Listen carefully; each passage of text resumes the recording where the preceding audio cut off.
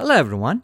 In this video we're going to be looking at a radical equation. We have the fourth root of x plus 10 plus the fourth root of 7 minus x equals 3.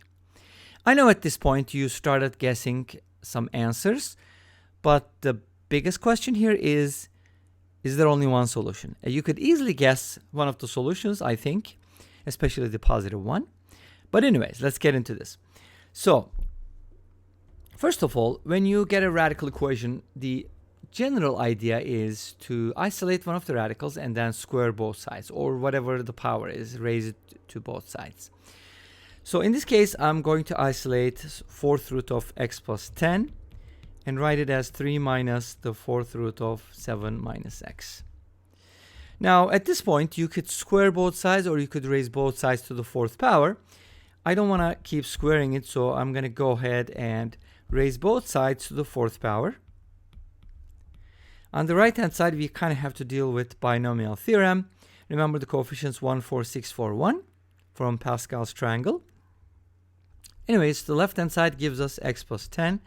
And the right hand side, you should be getting something like 3 to the fourth power minus 4 times 3 to the third multiplied by fourth root of 7 minus x.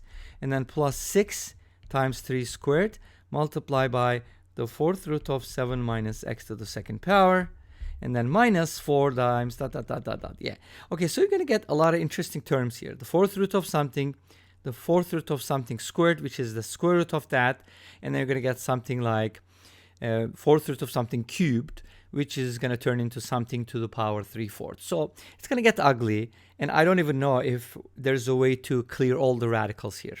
Maybe there's a way to do it. Maybe you just square both sides and then it'll be easier, or fourth root without putting the radicals on different sides. Anyways, this is kind of complicated and not very straightforward. Very messy indeed. All right, so let's go ahead and use a smarter approach. And here's what the smarter approach is. First of all, I'm going to rewrite my original equation so you can see. I know some folks complain about not being able to see the problem all the time. So if there's a way to put it on every page, I couldn't really find an easy way to make the problem show up on every page. It's kind of like freeze the problem section. Not yet. So I'm going to keep writing it. I know some people complained about it. I'm aware of that issue. But I guess at the beginning of the video, if you just kind of jot down the problem, it'll be easier for you to keep track of. Anyways, so here's the smart approach. I'm going to call one of these A and the other one B. And some people are like, what? Is this a smart approach? You're going from one variable to two variables. Yes, sometimes we have to sacrifice the number of variables that we have, because having more variables doesn't necessarily mean the problem is harder to solve. It's actually, in this case, it's a lot easier. So why do we do that? Because we want to get rid of the radicals first of all. So this gives us something nice. A plus B equals 3. Super duper, right? But it also gives us something else. How? If you consider the following. A is fourth root of x plus 10. Why not raise both sides to the fourth power and get something nicer? Now we got rid of the radicals. So we know a to the fourth is x plus 10. And if you do the same thing with b, you get b to the fourth equals x minus 7. Now, how does this help us? By the way, did I write x minus 7? That should be 7 minus x. I don't know why I wrote that. I apologize. I'm like, something should cancel out. Okay, here we go. So that should be a 7 minus x. My bad. 7 minus x. And then when you add these up, you're going to get something nice. X is going to cancel out, and you're going to get a to the fourth plus b to the fourth equals 17. Great, 10 plus 7, easy. So let's go ahead and put that down here. And then at this point, I'm going to introduce a couple different approaches. First of all, this is a polynomial system, so it should be easy to solve. How? Not very easy, but kind of easy. So we're going to use substitution first. Let's go ahead and do that. And then I'm going to show you the other approach, which is also algebraic, but it kind of uses some factoring idea. The first method, this one, uses the binomial theorem, of course, and we're going to get a quartic and so on and so forth. Anyways, let's get into it. So b can be written as 3 minus a. We're going to go ahead and substitute that here. a to the 4th power plus 3 minus a to the 4th power equals 17. Again, at this point, you could probably guess the solution or the solutions. Let's go ahead and expand the 3 minus a to the 4th power. That's going to give me a to the 4th plus 81 minus 4 times 27 times a plus 6 times 9 times a squared minus 4 times 3 times a cubed plus a to the 4th, and that equals 17. This is the binomial theorem for a minus b or x minus y to the 4th power. A to the 4th plus a to the 4th is going to give me 2a to the 4th minus 12a cubed plus 54a squared minus 108a plus 81 equals 17. Now when you subtract 17 from 81, you're going to get 64. And guess what? You're going to have a 0 on the right hand side and everything is divisible by 2. So let me go ahead and divide everything by 2 to simplify my expression a little bit. So the numbers are smaller. 64 divided by 2 is 32, and that is equal to 0. So I just skipped that step. I hope you're fine with that. Shouldn't be too hard. Now, one thing I want you to know is this is a quartic equation. Quartic equations can be solved. There's a formula, but quite complicated. You can turn it into a cubic. You can reduce it a couple different ways to do it. But we're going to check for special cases first. What is one of the things that I keep telling you to check and check and check? The sum of the coefficients. 1 plus 27 is 28. 28 plus 32 is 60. Check it out. I'm adding the positive ones. What is negative 6 plus negative 54? Negative 60. 60 minus 60 is equal to 0. Yay! Sum of coefficients is 0, which means a equals 1 is a solution. Awesome. But are there any other solutions? This is a quartic? There must be. Well, if you kind of divide this by a minus 1, I'm going to spare you the trouble.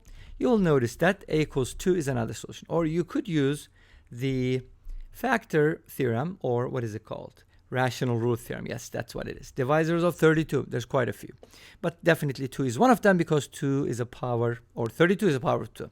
Anyways, to keep a long story short, again, I'm going to give you, for the sake of time, the other factor is going to be a squared plus, oops, not plus, that should be a minus sign. A squared minus 3a plus 16, and the whole thing is equal to 0. So that's my quartic. Obviously, from here we know a equals 1, but a is 4th root of x plus 10, and that should equal 1. From here we get x plus 10 is equal to 1, and x equals negative 9. Great, so that's one of the solutions. I don't know if you guessed that one, but a equals 2 is going to give us another solution. Set it equal to 2. Raise both sides to the 4th power. You get x plus 10 is equal to 16 and x equals 6. So those are the two real solutions, because the others, this a squared minus 3a, I can't write 3a, I write 36, minus 3a plus 16 equals 0 gives you complex solutions. Definitely you can go use them, but we're looking for real solutions for whatever reason. Anyway, so we got the x values, we're good. Let me go ahead and show you the second approach real quick. The second approach kind of uses a different idea. What do I know? I have a to the 4th plus b to the 4th is equal to 17, and I have a plus b is equal to 3. Here's what I'm going to do. I'm going to go ahead and take square a plus b. That's going to give me a squared plus b squared plus 2ab. Now, let's go ahead and square a squared plus b squared. That's going to give me a to the 4th plus b to the 4th plus 2a squared b squared. I'm going to use substitution here. No surprises, right? ab, I'm going to call that p. And then from here, I get two equations.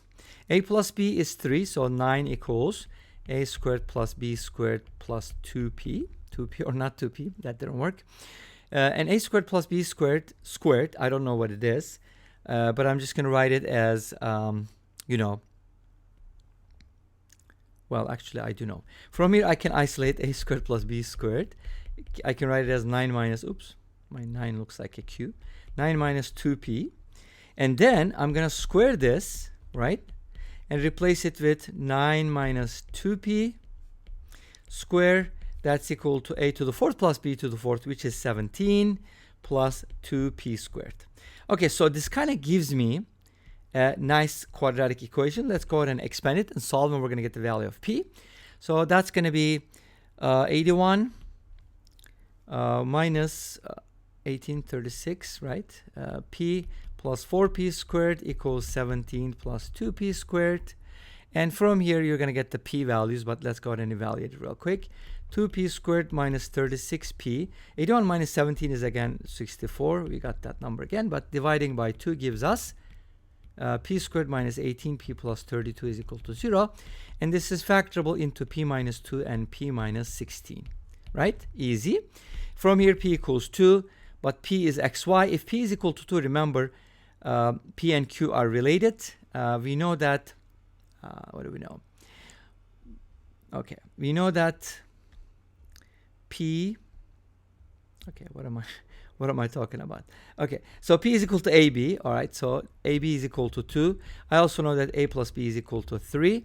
This gives us 2, 1 and 1, 2, right? 1, 2 and 2, 1. And the other pair is going to give me AB is equal to 16, which is P, and A plus B is equal to 3, but this is going to give us complex solutions. And how do I use the value of 1 and 2? A equals 1. We set it equal to the 4th root of x plus 10. From here we get x equals negative 9. If A is equal to 2, then we get x equals 6 as before. And this brings us to the end of this video. Thank you for watching. I hope you enjoyed it. Please let me know. Don't forget to comment, like, and subscribe. I'll see you tomorrow with another video. Until then, be safe, take care, and bye-bye.